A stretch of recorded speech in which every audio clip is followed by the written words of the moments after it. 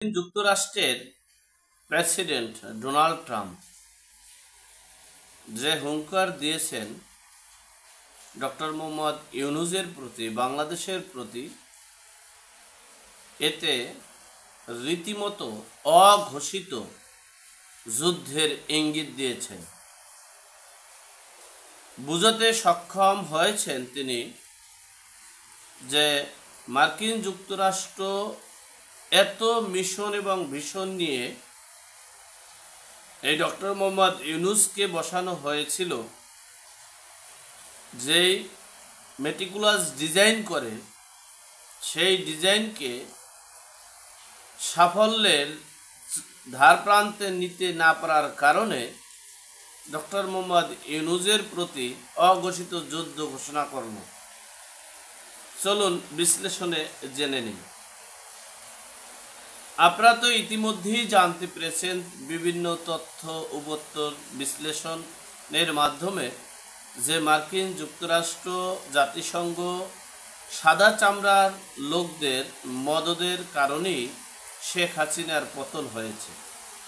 যদিও বাংলাদেশের জনগণ স্বতঃস্ফূর্তভাবে আন্দোলনে অংশগ্রহণ করে এরপরে এই যুদ্ধে ঝাঁপিত হয়েছে, এই সেকেন্ড রিপাবলিক নাকি হয়েছে, সেই সেকেন্ড রিপাবলিকে অংশগ্রহণ করেছে, কিন্তু তার মূল মিশন এবং ভিশন হচ্ছে পশ্চিমা রাষ্ট্রের স্বার্থ হাসিলের জন্য এই শেখ হাসিনার পতন ঘটানো হয়েছে।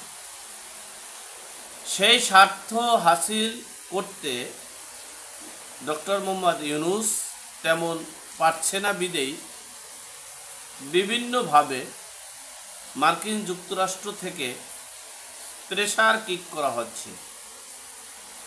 ডক্টর মোহাম্মদ ইউনূস দিশেহারা হয়ে স্টারলিংকের স্টারলিংক এনেছেন, বিভিন্ন ধরনের উৎসাহ উদ্দীপনা দিয়ে অনেক কিছু ক্রয় করার কথা প্রতিশ্রুতি দিয়ে এই মার্কিন যুক্তরাষ্ট্রকে বশ করতে চেয়েছেন। কিন্তু দুঃখের বিষয়, মার্কিন যুক্তরাষ্ট্রের এমনই একটা সিস্টেম, তারা 50 বছর ইনভেস্ট করে, সে আউটপুট 50 দিনে নিতে চায়, 50 মাসও নয়। সুতরাং সেখানে যদি ব্যর্থ হয় তাহলে তাকে ছুঁড়ে ফেলে দেয়। ডক্টর মোহাম্মদ ইউনূস ছুঁড়ে ফেলার পথেই হুঙ্কার দিচ্ছেন। ডক্টর মোহাম্মদ ইউনূস বলতেছেন এই শুল্কের বিষয়ে, রপ্তানি শুল্ক, বাংলাদেশি পণ্যে 35% শুল্ক ঘোষণা করেছেন। ডক্টর মোহাম্মদ ইউনূসকে জানিয়েছেন চিঠির মাধ্যমে ডোনাল্ড ট্রাম্প। সেখানে 2% শুল্ক কমানো হয়েছিল গত পূর্বে ঘোষিত 37% শুল্কের মধ্যে। এই 37% শুল্ককে কমানোর জন্য ডক্টর মোহাম্মদ ইউনূস এই মার্কিন যুক্তরাষ্ট্রের চিঠি দিয়েছেন এবং অন্য সকল রাষ্ট্র চিঠি দিয়েছেন 3 মাসের। সেই 3 মাসের চিঠির মধ্যবর্তী সময়ে ডক্টর মোহাম্মদ ইউনূস এই ডোনাল্ড ট্রাম্পকে বশ করার জন্য স্টারলিংকের লাইন এনেছেন, উড়োজাহাজ কিনবেন সেই প্রতিশ্রুতি দিচ্ছেন, ড্রিঙ্ক যেগুলো আছে সেই ড্রিঙ্কগুলো ক্রয় করবেন যুক্তরাষ্ট্র থেকে, সেই প্রতিশ্রুতি দিয়েছেন। তারপরও 35% শুল্ক নির্ধারণ করে 2 তারিখ একটা চিঠি ইস্যু করেছেন। সেই ইস্যুকে কেন্দ্র করে যুক্তরাষ্ট্র গত 2রা এপ্রিল পাল্টা শুল্কের ঘোষণা দেওয়ার পরপরই বাংলাদেশ সরকার এটি নিয়ে আলোচনা শুরু করে। প্রধান উপদেষ্টা এ নিয়ে যুক্তরাষ্ট্রের প্রেসিডেন্টের কাছে চিঠি লিখেন। এইটা নিয়ে প্রেসিডেন্টের কাছে চিঠি লেখেন যে, প্রেসিডেন্ট সাহেব, আমরা আপনাদের পণ্যের শুল্ক এই অর্থ বাজেটে অর্থাৎ 25-26 অর্থ বাজেটে কমিয়ে দিচ্ছি। 1 2 নম্বর হচ্ছে আমরা উড়োজাহাজ আপনাদের কাছ থেকে কিনব। 3 নম্বর হচ্ছে ড্রিঙ্কিং গুলো, সকল ড্রিঙ্কস গুলো আপনাদের কাছ থেকে ক্রয় করব।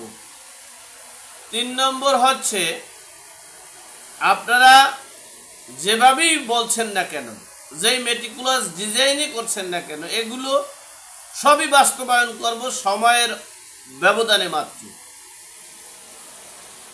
4 নম্বর হচ্ছে আমরা কিন্তু মাইনাস টুতে চলে আসছি। আমরা এই বাংলাদেশে পাকিস্তানপন্থী রাজনীতি আর ভারতপন্থী রাজনীতির অবসান ঘটাবো।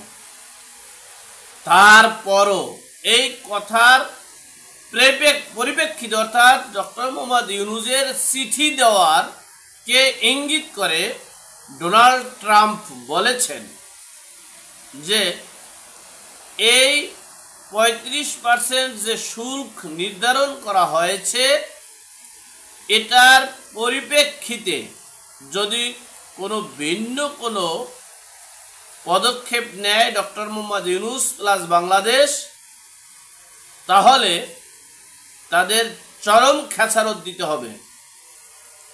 মনে রাখতে হবে, তাহলে 35%-এর দ্বিগুণ করা হবে, অর্থাৎ তারা যে যতটুকু বাড়ানো হবে, এই বাংলাদেশ ঘোষণা দিয়েছে তার থেকে যতটুকু বাড়ানো হবে তার দ্বিগুণ করা হবে এই মার্কিন যুক্তরাষ্ট্রে বাংলাদেশি পণ্য আসার শুল্ক।